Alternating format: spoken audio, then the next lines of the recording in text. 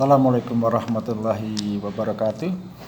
Teman-teman pendamping sosial yang saya banggakan, alhamdulillah kita masih dalam kondisi sehat dan mudah-mudahan kita sehat dan tetap menyehatkan orang lain. Teman-teman, kita sudah berbicara tentang bagaimana meningkatkan kualitas saudara-saudara kita yang menjadi penerima manfaat dari program pemerintah khususnya PKH. Mudah-mudahan kualitas hidup mereka bagus karena mereka mendapatkan asupan yang gizi dari kondisi sekitarnya dengan terjangkau, dan mudah-mudahan generasi selanjutnya akan melahirkan tidak lagi terjadi stunting di masyarakat kita, tetapi menjadi manusia-manusia yang secara fisik bagus, secara pikiran juga bagus, juga secara moral bagus.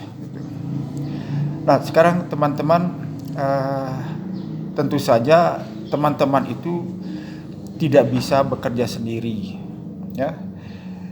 Kita butuh orang lain untuk menciptakan itu. Pendamping sosial adalah profesi yang tetap ada selama manusia itu ada.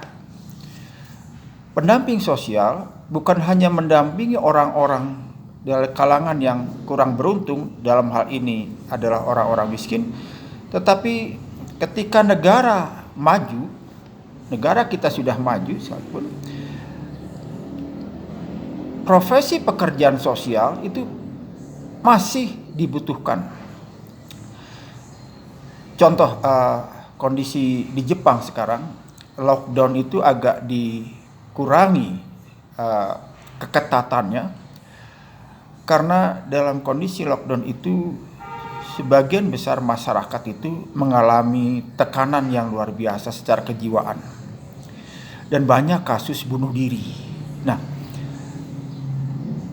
oleh karena itu, ya, orang-orang yang diharapkan mampu menenangkan masyarakat yaitu golongan kita ini, ya, orang-orang yang bergerak di bidang pekerjaan sosial. Baik teman-teman, kita kembali kepada apa yang menjadi tugas kita, yaitu mendampingi saudara-saudara kita penerima manfaat program Keluarga Harapan. Yang pertama,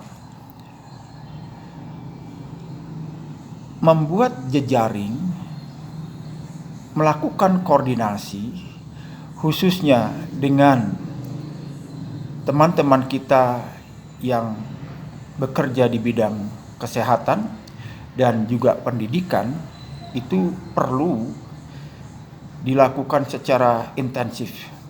Dan saya mohon teman-teman, kita adalah agen yang menjembatani agar saudara-saudara kita yang memerlukan pelayanan kesehatan itu bisa masuk dengan baik, dengan tenang ketika menerima layanan kesehatan itu, gitu. Tapi kita bukan dokter, kita bukan bidang, tapi justru posisi kita adalah membantu mereka yang ada di sektor kesehatan untuk melakukan tugasnya.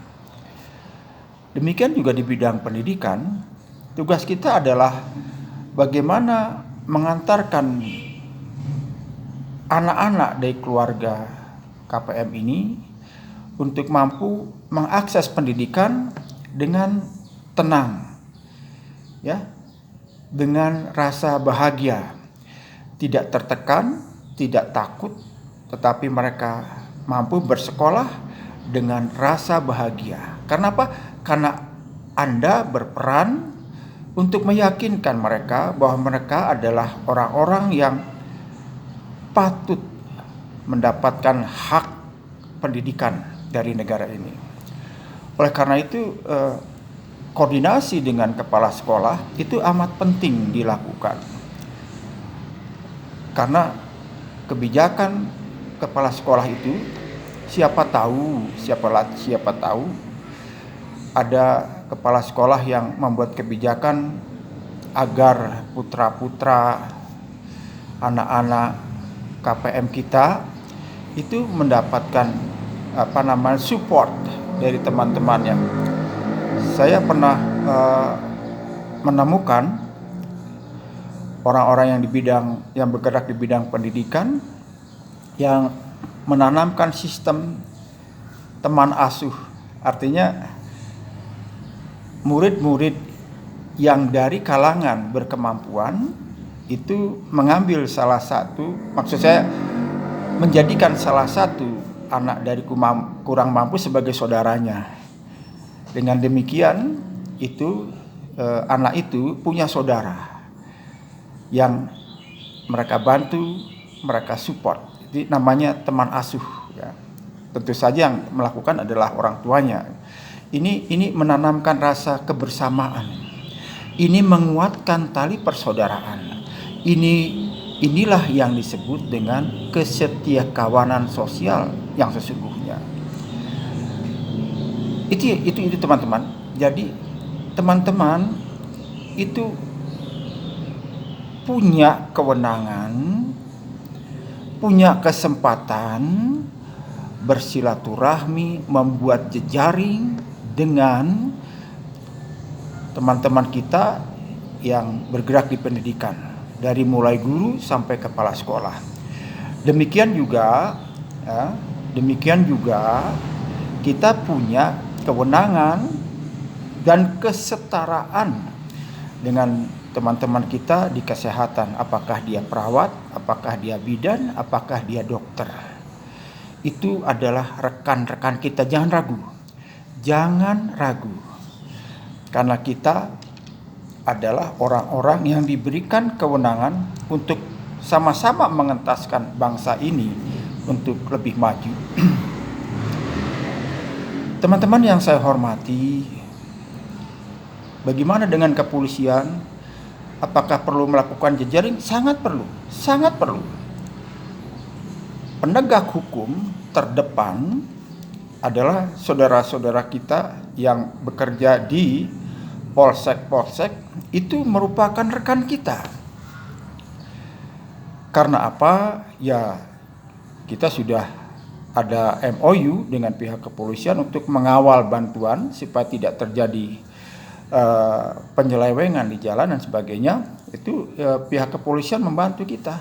Bahkan saudara-saudara kita di pulau-pulau terluar itu dikawal oleh petugas negara itu, oleh polisi-polisi itu. Gitu.